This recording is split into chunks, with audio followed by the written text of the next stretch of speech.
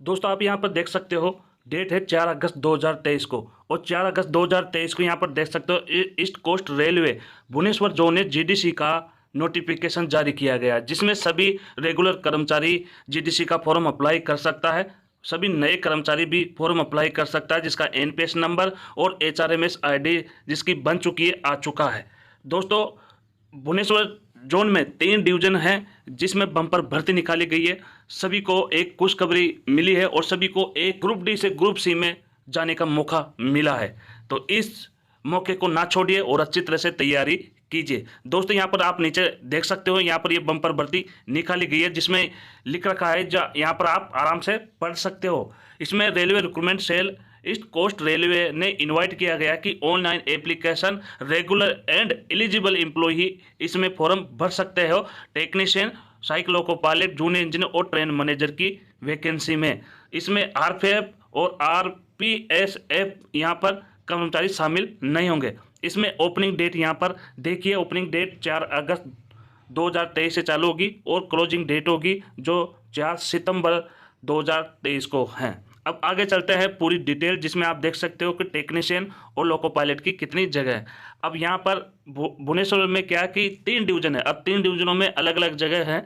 अब यहाँ पर देख सकते हो असिस्टेंट लोको पायलट इलेक्ट्रिकल की जो जगह निकाली है, जिसमें से इसमें 27 पोस्ट है। जो SBP डिवीजन की मैं बात कर रहा हूँ, जिसमें UR की 27 पोस्ट है और AC की 8 सीट है और ST की 5 सीट है और OBC की 15 सीट है। टोटल यहाँ पर है 55 सीट है।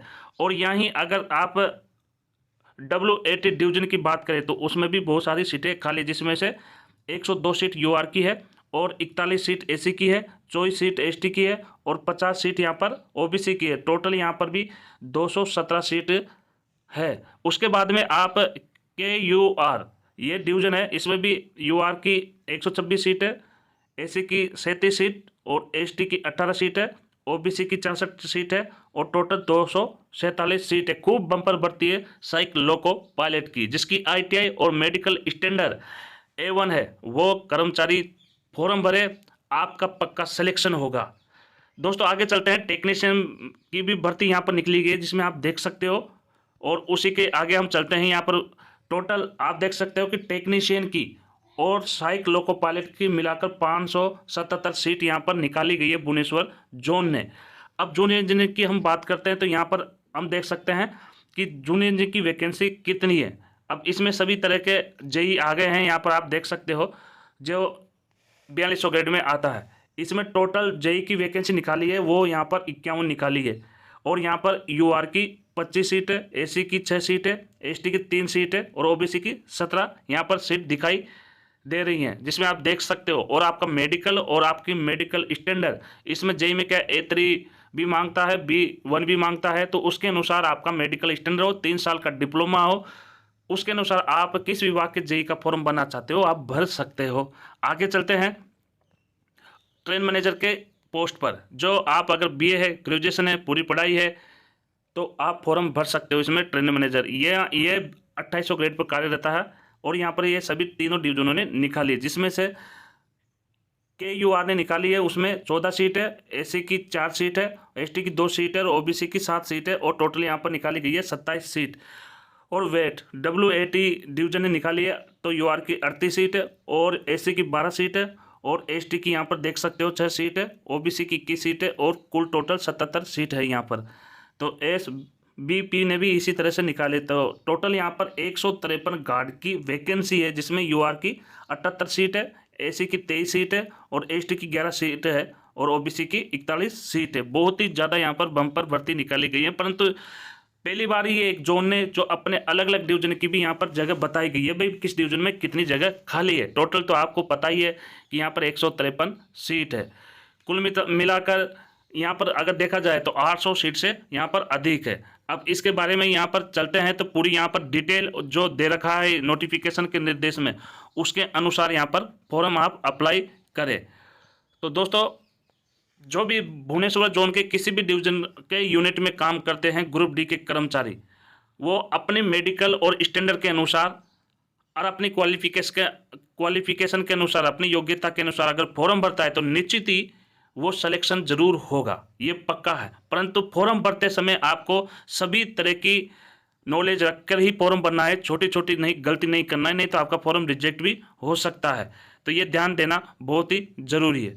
तो दोस्तों इसी तरह से आप यहाँ पर देख सकते हो कि टेक्नीशियन और लोको पायलट होता है साइक, उसके लिए पार्ट ए का पेपर होगा, उसमें 90 मिनट का होगा और क्वेश्चन यहाँ पर शो आएंगे। सिलेबस आप अच्छी तरह से पढ़ लीजिए और जरूरी नहीं कि सिलेबस में आइए, हो सकता है कि आप ओपन से जो भर्ती आरआरसी आरआरबी की आती है उसी तरह से आप पढ़िए, क्योंकि जीडीसी का पूरा पैटर्न आरआरसी और आरआरबी की ओपन की भर्ती की तरह ही होता है। और आगे इसी तरह से अगर पार्ट ए में आप पास होते हो तो पार्ट बी का पेपर दे पाओगे, तो उसका 60 मिनट का पेपर होगा और 75 क्वेश्चन इसमें आएंगे। अगर आप PWBD में हो तो आपको 80 मिनट इसमें दिए जाएंगे। पर पार्ट बी में यह भी यहाँ पर दे रखा है कि पार्ट बी में 75 में से आपका 27-28 क्वेश्चन हो तो आप पास हो पाओगे। इसमें ST SC OBC के लिए कोई आरक्षण नहीं रखा गया है। इसमें सभी अभ्यर्थियों को 35% मार्किंग लाना ही होगा जब आप जाकर पास होगे, तो यह भी ध्यान देने ज़रूरत है।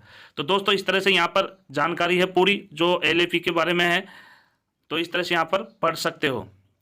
और यहाँ नीचे दे रखा है ये किसका है, जूनियर इंजीनियरिंग का। आप भी देख सकते हो कि CBT का जो टेस्ट होगा वो 120 मिनट का होगा और टोटल क्वेश्चन आएंगे वो 150 का आएगा। तो यहाँ JEE का पूरा यहाँ पर सिलेबस दे रखा है, तो सिलेबस के अनुसार आप तैयारी करें। और यहाँ पर भी देख सकते हो कि कौन सा डिप्लोमा चाहिए, तो यहाँ पर पूरी जानकारी इसमें दे रखी है। यहाँ पर पूरा टेबल ये बना रखा है, इस टेबल में पूरी जानकारी है। तो यहाँ पर भी जानकारी आप देख सकते हो। 3 साल का डिप्लोमा चाहिए। यहाँ पर भी ट्रेन मैनेजर के लिए आप देख सकते हो 90 मिनट का पेपर होगा, 100 क्वेश्चन आएंगे। और यहाँ पर ये देख सकते हो, ये जरूर आप स्टेप 2 सबमिट ऑनलाइन एप्लीकेशन कैसे कर पाओगे, तो इसमें पूरी जानकारी दे रखी है। वो देख लीजिए कि आपका फोटो, सिग्नेचर, आपका डॉक्यूमेंट्स कैसे स्कैन होकर आप अपलोड करोगे, ये पूरी जानकारी यहाँ पर दे रखी है। तो ये बहुत ही ज़रूरी पढ़ना ही है। यहाँ पर भी ये देखो, ये चीज़ें आपको पढ़ना बहुत ही ज़रूरी है। इसमें पूरी चीज़ आपको दे रखी है। अब यहाँ देख सकते हो आप इस पूरी टेबल में कि असिस्टेंट लोको पायलट के लिए मेडिकल का स्टैंडर्ड क्या है और उसके लिए सूटेबिलिटी जो है, क्वालिफिकेशन वो क्या है, इसमें यहाँ पर पूरी जानकारी है, यहाँ देख सकते हो। और ये पोस्ट है जो सेफ्टी से संबंधित है, तो यहाँ पर ये पूरी जानकारी दे रखा है। तो ये पूरी जानकारी यहाँ पर है कि असिस्टेंट लोको पायलट के लिए क्या क्या डिग्री चाहिए और आपकी योग्यता क्या है, यहाँ पर पूरी जानकारी दे रखी है। आप इसमें PDF जो नोटिफिकेशन का PDF है उसमें पूरी अच्छी तरह से आप पढ़ लीजिए। मैं वीडियो के इसमें लिंक भी भेज दूंगा PDF के।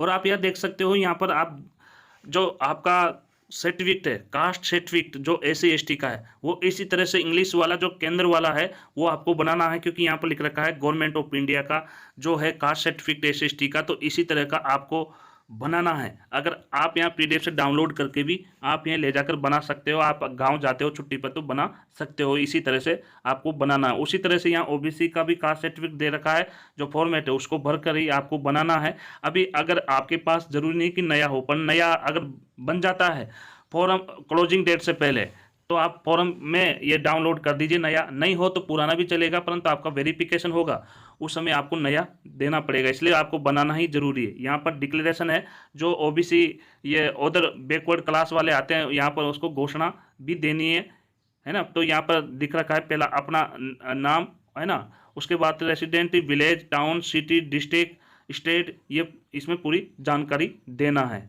तो दोस्तों इसी तरह से भुवनेश्वर ने बहुत ही बम्पर भर्ती निकाली गई है। आप सभी भुवनेश्वर कर्मचारी से निवेदन करूंगा कि नोटिफिकेशन को ध्यान से पढ़कर फॉर्म अप्लाई करें, चाहे थोड़ा 5 से 10 दिन समय लग जाए, जल्दीबाजी में फॉर्म ना भरे और पूरी जानकारी के साथ में फॉर्म भरे। दोस्तों फिर मिलेंगे अगले वीडियो में।